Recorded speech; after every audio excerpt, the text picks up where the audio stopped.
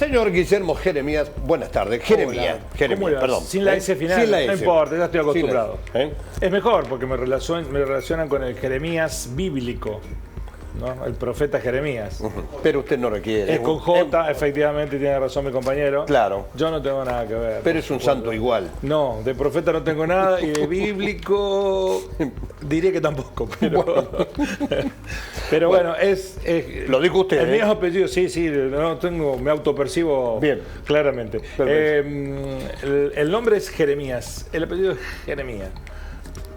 No doy ni para plural, singular nada más, singular. Bueno, una pequeña diferencia. Exactamente. Bueno, qué preocupación, ¿no? Con la cuestión del dólar. Entiendo que me ponen después del dólar porque siempre digo algo al respecto.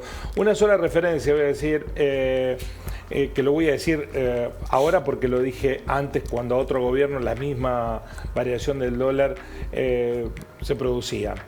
Creo que este plan de gobierno, desde mi punto de vista, yo tengo una mirada crítica, no funciona, no sirve para la mayoría de los argentinos y no hay variable en la metadata que damos habitualmente que mejore las condiciones de la sociedad, salvo para un minúsculo sector de la población, aquellos que están especulando financieramente. Por ejemplo, los que tuvieron la oportunidad a mediados de mayo, Jorge, de comprar dólares a 1.000, el dólar paralelo estaba 1.000, 1.020, 1.030, 1.040.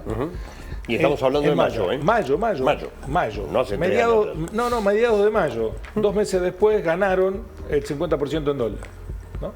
Sí. En peso, digamos, el dólar tuvo una mejora. En realidad el dólar no cambia. El que desciende es el valor del peso. Y eso beneficia a unos pocos y perjudica a la mayoría de los argentinos. Pero creo yo que esa variable es producto de especuladores y Javier Milei, insisto, yo tengo una mirada crítica de su gestión cuando dice que hay gente que está especulando y sometiendo a la Argentina a esta lógica. Yo creo que tiene razón. Porque le daba también la razón a aquellos que antes decían lo mismo. Es muy pequeño el volumen de compra-venta del dólar paralelo, pero es significativo a la hora de marcarte la pauta de por dónde va la economía del país. Le pasaba a Alberto y Cristina en la anterior administración, le pasaba a Macri en la anterior y le pasaba a Cristina en la anterior. Hay actores de la economía que viven de la especulación financiera que cuando ven la debilidad, cuando ven la sangre, son como tiburones, se lanzan encima de la presa. Le pasaba a los otros presidentes con otras lógicas, tal vez, con otra matriz. Se esperaba que este modelo económico, que es a pedir del mercado, tuviera una lógica diferente, pero evidentemente no lo es. La misma lógica que lo hizo víctima a otros presidentes, a este también. Insisto, con planes, modelos económicos absolutamente diferentes. Este es no productivista, le está dando herramientas a los especuladores de todo tipo para ganar en el mercado financiero y no a la producción. Y sin embargo es ese mismo mercado financiero, los actores de ese mercado financiero, lo que lo están sometiendo a esta tensión. Dicho esto, la mirada que vamos a abordar está ligada con quién es la víctima verdadera de esta situación que se ha venido profundizando. Ayer el ministro de Economía, Luis Toto Caputo, dijo que había que acostumbrarse a que íbamos a tener una Argentina cada vez más cara en dólares, no en pesos, en dólares. Con lo cual alentó el propio ministro de Economía que haya inflación en dólar, es decir, que ya no depende tanto de la devaluación del peso, sino que la Argentina va a ser más cara en dólares. Bueno, no tenemos, a muchos no les alcanzan los pesos, ni hablar de comprar dólares. O sea que la Argentina está cada vez más cara en pesos, pero va a estar también, según el decir del propio ministro de Economía, lo llevan al modelo a que esté más cara en dólares. ¿Quiénes son los grandes derrotados en pesos y en dólares? Bueno, los asalariados. El Mirador de Actualidad del Trabajo y la Economía, más conocido como MATE, que es un centro de estudio con sede en Rosario, hizo una evaluación de lo que viene sucediendo con el salario.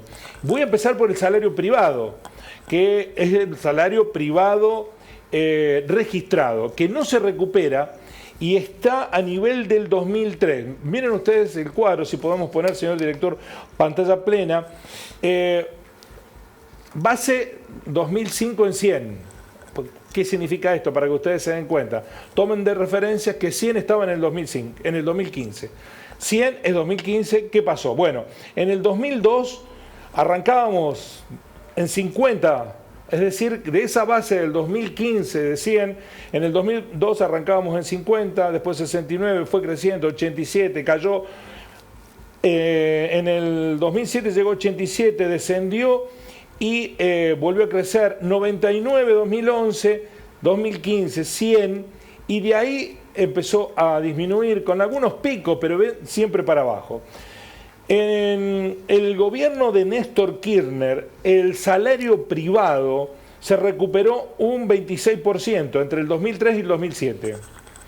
En el primer gobierno de Cristina Fernández de Kirchner, el salario privado registrado promedio creció un 14%. 26% es cierto que veníamos de un piso muy piso, de un desastre, crisis económica 2001-2002. Bueno, entre el 2003 y el 2007, el salario privado recuperó un 26% del poder de compra.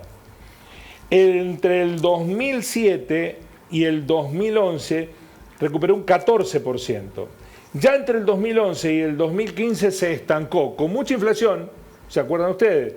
2011, 2015, hubo una devaluación del 2014 con Kicillof. Bueno, ahí el salario no logró recuperarse, tampoco perdió, pero no logró recuperarse, solamente un crecimiento del 1%. ¿Qué pasó cuando asumió Mauricio Macri? En el 2015, entre el 2015 y el 2019, el salario perdió un 20%, su capacidad de compra, retrocedió un 20%. En la pandemia y con Alberto Fernández, en la sequía, perdió un 5% el salario privado. Y ahora, en lo que lleva de Javier Milei, 5 meses, ha perdido un 9%. Es decir, que en 6 meses el salario privado perdió de poder de compra el doble de lo que perdió durante 4 años de Alberto Fernández. Y la mitad de lo que perdió en 4 años de Mauricio Macri. Veamos en poder adquisitivo real, y esto es la ganancia acumulada por cada trabajador promedio del sector privado en pesos constantes, con base en datos de CIPA, que es el registro de trabajadores activos en la Argentina, y los datos del INDEC. Aquí lo tienen que tomar, hagan un ejercicio de imaginación. ¿Cuánto poder de compra mejoró o empeoró a valores trasladados al precio del dólar en relación con pesos en la Argentina actual? Con los precios de lo que sucedía con el gobierno de Néstor Kirchner y esa mejora del 26%, el salario de los trabajadores tuvo una mejora en el poder de compra equivalente a actuales 160.470 pesos. Es decir, hagamos un ejercicio de imaginación. Si estuviésemos ganando 300.000 pesos en promedio, con el gobierno de Néstor Kirchner pasaríamos a ganar en ese tiempo 460.000 pesos. Con Cristina Fernández de Kirchner se redujo esa mejora del poder de compra en el primer gobierno a 99.344 y en el segundo gobierno a 93.239. Esos 3 periodos fueron de mejora del poder de compra del salario, ganancia acumulada o perdida. En el gobierno de Alberto Fernández, la ganancia perdida fue de 38.974 pesos en promedio por salario de los trabajadores, en promedio. En el gobierno de Mauricio Macri, esa pérdida de poder de compra o ganancia salarial fue de 341.596 pesos, la pérdida. Es decir, que el poder de compra del trabajador, porque hoy hay mucha gente que gana eso, 340.000 pesos, así que perdió y todo. Bueno, no, lo que podías comprar Perdiste 341.000 pesos en relación con lo que podías comprar. Pero miren lo que sucede con el gobierno de Milei en 6 meses. La pérdida del valor de la ganancia del salario privado promedio en 6 meses fue de 486.193 pesos. 486.193 pesos para atrás por mes de mandato, ¿no? Es la ganancia perdida por mes de mandato. En un gobierno, el de Néstor Kirchner, 160.000 de mejora. En otro gobierno, el de Cristina Fernández, 99.000 de mejora. En otro gobierno, en el segundo de Cristina, 93.000. Con Alberto Fernández, 38.000 pesos por mes de mandato de pérdida de poder de compra. Con Mauricio Macri, 341.000 pesos. Y con Javier Milei, en este tiempo acumulado, 486.000. Bueno, ¿quieren un consuelo de tontos para finalizar? Porque a muchos esto les interesa. El que más perdió, todos los salarios perdieron, pero la caída más pronunciada es la del salario público, que es más fuerte que la del salario privado. El salario público durante el gobierno de Cristina creció un 27%, el de Néstor, perdón. El primero de Cristina creció un 29%, el segundo de Cristina un 28%. Recuerden ustedes aquí que hablábamos que en el segundo gobierno de Cristina el salario privado había crecido un 1%, mientras el estatal creció un 28%. Ahí había una clara diferenciación, crecían más el salario público que el salario privado. Bueno, esa torta ahora se revirtió porque en el gobierno de Mauricio Macri el salario público retrocedió un 24%, en el de Alberto y Cristina un 6%, y en los 6 meses del gobierno de Javier Milei un 22% de retroceso para el salario público. Digo un consuelo de tonto porque se relaciona al salario público generalmente con lo que cobra la administración central, Jorge.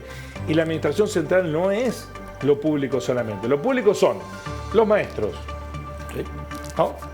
El Poder Judicial, los policías, el ejército. Eso es lo público también. Fuerzas Armadas y Seguridad. Fuerzas Armadas y de seguridad. Digamos, lo público es la administración central. Son los que vulgarmente, los debe haber ahí, como lo hay en la actividad privada, ñoquis, ¿no? Que por supuesto que hay que poner la mirada en ellos y postergar esa conducta en cualquier gobierno. Pero lo que estamos hablando aquí es que lo público en general, que afecta a la mayoría de los argentinos que no pueden ir a lo privado a buscar soluciones, ha perdido más que lo privado. ¿Por qué decía que esto es un consuelo de tonto? Porque hay muchos que quieren que le vaya mal a lo público, o peor que a lo privado, y con eso se contentan, sin darse cuenta que cuando a lo público le va mal, no le va solamente a los que están en lo público, nos va a todos, porque lo público es lo que lo caracteriza, es público, es para todos. Y si están mal pagos y prestan malos servicios y se deteriora la calidad, no se afectan los públicos solamente, nos afectamos todos. Así son las cosas, Jorge. Gracias, Guillermo, muy amable, buen fin de semana y nos reencontramos el lunes. El lunes estaremos por aquí. Muy bien.